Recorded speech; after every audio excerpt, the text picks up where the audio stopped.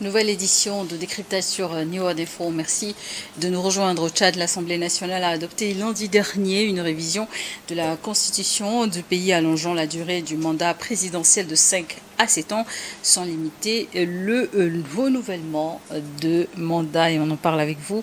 Mamadou Diouf, bonsoir et bienvenue. Merci, bonsoir Charlotte. Dans quel contexte intervient cette révision constitutionnelle adoptée par l'Assemblée nationale tchadienne? Est-ce qu'on peut parler de contexte de façon sérieuse dans cette situation? Le Tchad a adopté sa constitution pratiquement à la fin de l'année 2023. Nous sommes en 2025. C'est-à-dire, si on parle sérieusement de constitution, on est en face de deux situations. Ceux qui ont fait la constitution tchadienne sont des incapables. Ils n'ont pas été capables de mettre en place une constitution qui puisse exister pendant 3 ans sans faire l'objet de modifications. Ou bien comme d'habitude, on a tellement voulu tailler la constitution à la mesure d'une personne qu'on a oublié que c'est un instrument juridique. Ce n'est pas un habit. Et ils l'ont peut-être trop taillé, c'est trop serré. Il faut retourner chez le tailleur pour qu'il élargisse. Ou bien c'est trop large, il faut aller voir le tailleur pour qu'il diminue. Moi, c'est ça qui me dérange dans cette affaire-là. Est-ce que la Constitution est un tissu qu'on coupe, qu'on découpe? Non, ce n'est pas cela la Constitution. C'est la charte fondamentale dans un pays. Ça c'est le premier aspect. Qu'est-ce qu'il y a au Tchad d'un point de vue politique, d'un point de vue social, qui explique qu'on révise la Constitution?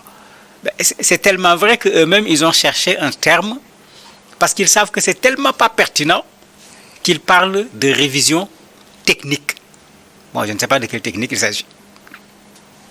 Parce qu'effectivement, c'est difficile d'expliquer aux gens comment une constitution qui a été approuvée il y a quelques années par les populations, on a besoin à l'instant de revenir sur cette constitution. Il y a ce problème qui est là, qui se pose de façon objective. Maintenant, quand on voit les choses qui ont été retouchées dans la Constitution, mais on se rend compte qu'on est toujours dans les mêmes problèmes, quoi.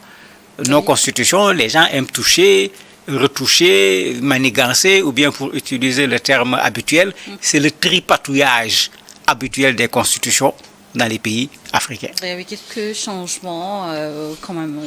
Par exemple, la durée du mandat qui passe de 5 à 7 ans. Justement, pourquoi est-ce que cela suscite autant de réactions?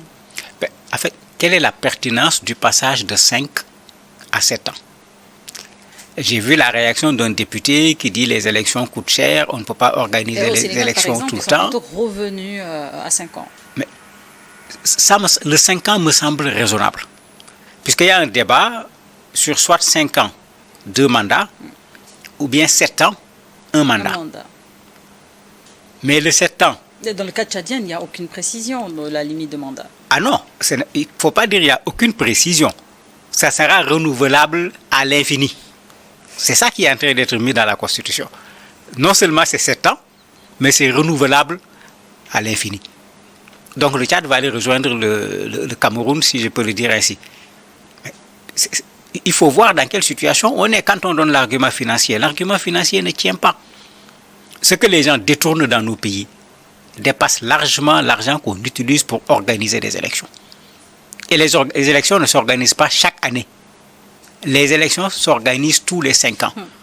Et quand on veut l'organiser correctement, on peut avoir des urnes qu'on prépare, qu'on peut conserver et réutiliser. Voire même faire ce qu'on a vu de temps en temps, des urnes d'un pays, on voyageait pour aller vers un autre pays pour réduire les coûts. Mais il y a une méthode qui est plus simple. En Gambie, Yaya Jammeh est tombé lors d'élections où on ne s'est pas fatigué avec des bulletins électoraux, des je ne sais pas quoi. On a voté avec des billes. C'est avec des billes qu'on a voté, avec des billes on a fait tomber le président qui était sur place, Yaya Jammeh.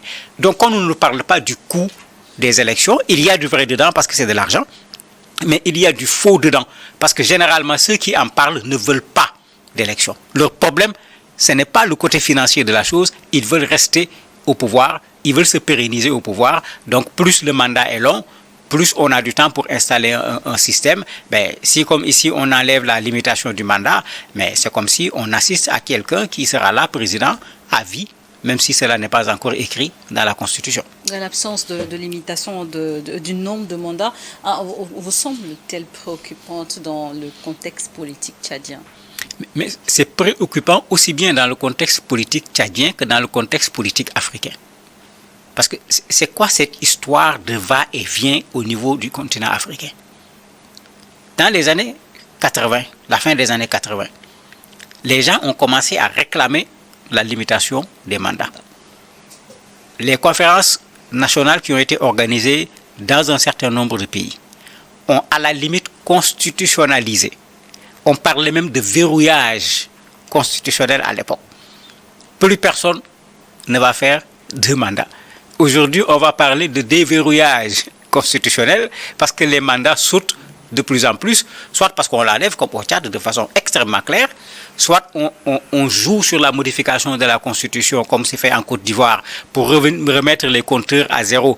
Et au lieu de compter 3e mandat, on dit maintenant le 3e est devenu un 1er mandat dans la nouvelle Constitution. Rien n'est sérieux dans tout cela. Est-ce que ce sont nos constitutions qui empêchent à l'Afrique de se développer? Est-ce que ce sont nos constitutions qui sont à l'origine du chômage des populations? Est-ce que ce sont nos constitutions qui sont à l'origine de l'absence d'électricité de façon suffisante et de qualité dans nos pays? Que nos présidents regardent les priorités. Ils ont été élus pour servir les populations, mais pas pour rester au-devant des populations, surtout quand ils restent sans que les résultats ne soient impressionnant. Au même moment, certains défendent cette réforme en évoquant la stabilité politique. Qu'en pensez-vous? Pour moi, quand il y a instabilité à cause d'une élection, ce n'est pas l'élection qui est responsable de l'instabilité. C'est les conditions dans lesquelles on organise l'élection. Puisque quand on organise des élections, ou déjà à 1 an de l'élection, le processus est en train d'être contesté. La distribution des cartes électorales pose problème. L'obtention même de la pièce d'identité pour se faire identifier et pouvoir voter pose problème. On recense des étrangers, parce que dans beaucoup de pays, on l'a fait. Pour pouvoir gagner, on donne des pièces d'identité nationale à des gens qui n'ont pas le droit d'avoir des pièces d'identité. Mais quand ça commence comme ça, mais si au moment des élections, il y a des problèmes, ce ne sont pas les élections qui sont responsables des problèmes. C'est la manipulation des élections qui entraîne cela. Mais là où on a organisé des élections libres, transparentes, démocratiques, on n'a empêché à aucun candidat qui remplit les conditions de participer à des élections. Dites-moi dans quel pays en Afrique on a organisé des élections dans les règles et à cause des élections, il y a eu instabilité. C'est toujours le contraire.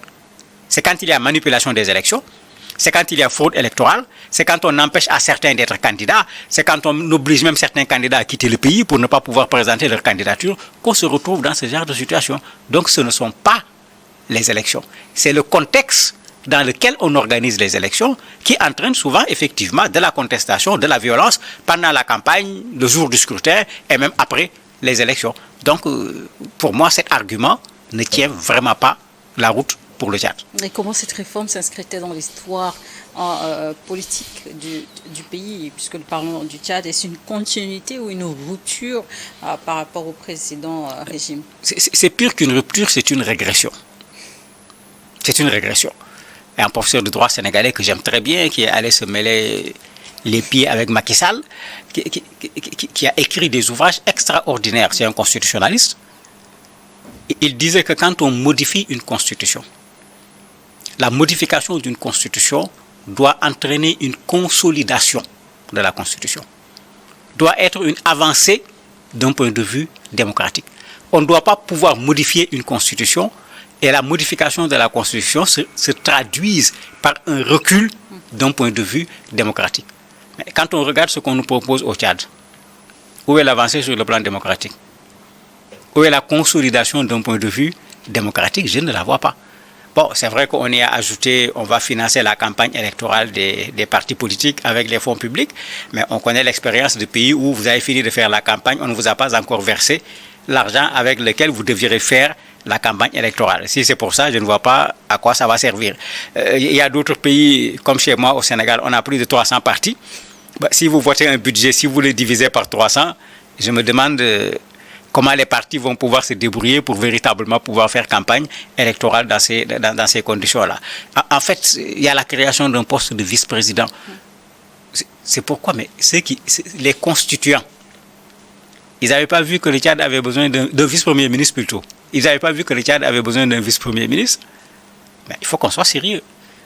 Cette constitution date du 29 septembre 2023. Les enfants qui sont nés le 29 septembre 2023, là, ils sont encore des enfants. Il ne faut pas commencer à porter plainte contre eux. Ils ne sont pas capables de commettre une faute. Qu'on pratique cette constitution, alors qu'il y a d'autres aspects dans la constitution qui concernent le peuple, qui concernent le droit du peuple, qui concernent la liberté du peuple. Ces aspects, on n'en parle pas. On ne les pratique pas. Et on vient retoucher ce qui permet à quelqu'un, j'allais dire, de s'éterniser dans son pouvoir, alors qu'aucun pouvoir n'est éternel. Et quels que soient les remparts qu'on va mettre, tous les pouvoirs qui sont tombés, on n'a pas toujours su par où c'est passé, et puis c'est tombé. Ce n'est pas cette constitution qu'on modifie qui fera que lui, il pourra avoir le pouvoir à vie. Il n'a qu'à tirer la leçon par rapport à son père, qui voulait également un pouvoir à vie. Non, mais plutôt encore parler de démocratie, hein, si les règles du jeu sont modifiées pour permettre, par exemple, une concentration prolongée du pouvoir. Non, pour moi, il faut faire franc jeu. Il faut déclarer la royauté du Tchad une bonne fois pour toutes. Parce que c'est ça qui est ridicule dans ce que les gens font. On continue à dire république. On continue à jurer devant la Constitution. On continue à jurer de respecter et de faire respecter la Constitution. On parle d'état de droit. On parle de souveraineté. Vous entendez les gens dire tout un ensemble de mots, mais dans la pratique, ce qu'ils font, c'est tout le contraire de ce qui est écrit sur ce texte fondamental sur lequel ils ont juré pour devenir président de la République. Ou bien pour eux, jurer n'a aucun sens. C'est juste une formalité administrative qu'on fait pour pouvoir porter le chapeau de président de la République. Mais non, un être humain doit avoir une certaine dignité. Et nous sommes en Afrique. La parole pèse autant que la signature dans nos cultures. Mais où est le poids de cette parole? Et puis au Tchad, ça en est trop. Déby est arrivé au pouvoir sur la base d'une sorte de coup d'État militaro-constitutionnel, puisqu'il y avait les deux. Il y avait les militaires, il y a la Constitution qu'on a sabotée pour qu'il passe. Il a refait un coup d'État par rapport à la charte de la transition, où il ne devait pas être candidat, finalement il est devenu candidat. Il est en train encore de modifier pour rester au pouvoir. Mais après, que celui-là parle de souveraineté, il parle de quelle souveraineté? Le point de départ de la souveraineté, c'est le peuple du Tchad, qui choisit qui il veut et qui décide du temps du mandat, parce que c'est le peuple qui donne ce mandat. Où est le peuple dans ça? Ce n'est pas un référendum, c'est au niveau de l'Assemblée. Et vous avez un député là-bas, ou bien un député, parce que je me demande comment il faut appeler même ces gens-là, qui est allé plus loin. Lui, il demande qu'on lui donne un mandat à vie. Et il a osé dire ça, tout le monde a suivi. Bon, quand vous avez dans un pays des gens qui sont détraqués jusqu'à ce point-là, et c'est ça qui va faire qu'après l'opposition va se mobiliser. On dit il y a la violence au Tchad, on accuse l'opposition. C'est-à-dire on laisse les causes, on s'attaque aux conséquences et on pense qu'on peut trouver une solution, mais ce n'est pas possible. Et quel impact cette situation pourrait avoir sur la participation citoyenne, mais surtout sur la confiance du peuple dans les institutions du Tchad? Mais on retourne à ce qu'on vivait dans nos pays avant les années 80. Vous avez un président de la République qui ne l'est que parce qu'il y a les forces de défense et de sécurité qui le protègent. Personne ne le reconnaît. Personne. Il n'a véritablement aucune représentativité réelle. Mais comme c'est le président de la République, on peut mobiliser les écoles, on peut mobiliser les structures de femmes, on peut mobiliser, quand il passe, vous voyez toute la foule qui est là, qui l'accueille. Vous avez l'impression que c'est l'homme le plus aimé de la Terre. Mais comme nous, on dit les journalistes, allez en off. Vous interrogez les personnes. Mais ce que les gens vous disent n'a rien à voir avec les applaudissements qu'on a vus devant le président de la République. Et ça crée finalement cette rupture. Et une véritable rupture, je dirais même un fossé entre des gens qui sont au sommet de l'État, censés être les représentants des populations, et des populations qui ne les reconnaissent pas du tout. Mais à qui on a privé de tous les moyens d'expression, y compris le moyen d'expression le plus simple, c'est-à-dire de sortir marcher pour dire je ne suis pas d'accord. Dans beaucoup de pays, si tu sors pour marcher, on va t'obliger à courir. que tu le veuilles ou pas, tu vas courir alors que tu avais prévu de marcher tout simplement. Mais en ce moment, qu'on simplifie les choses, qu'on dit que le Tchad c'est une royauté. Il y a des crimes de lèse-majesté. Il y a sa majesté Déby qui est là. Ceux qui ne veulent pas, si vous voulez, quitter le Tchad, mais le Tchad est devenu une royauté. En ce moment, toutes ces choses dont on parle, on les oublie. Dans ces conditions, quels scénarios politiques peuvent émerger à court ou à long terme dans le pays? Tous les scénarios deviennent possibles. Puisque le premier scénario, on voit une opposition qui commence déjà à contester. Celui qu'on considère comme le chef de l'opposition, Pahimi Padaké, commence même déjà à demander aux populations de se mobiliser, clairement. Il y a un regroupement également de l'opposition qui, lui aussi, dénonce ce qui s'est passé et qui considère qu'on est en train de violer les textes fondamentaux du pays. Mais c'est par ça que la contestation commence. Après, vous demandez une marche, on vous l'interdit. Vous dites que la marche est dans la Constitution. Donc, vous nous autorisez, vous ne nous autorisez pas, on va marcher. Et on connaît les conséquences. Qu'on se rappelle ce qui s'est passé avec les transformateurs, on n'a pas encore le véritable bilan, mais on parle de 300 morts. Combien de blessés, combien de personnes qui se sont retrouvées handicapées, etc.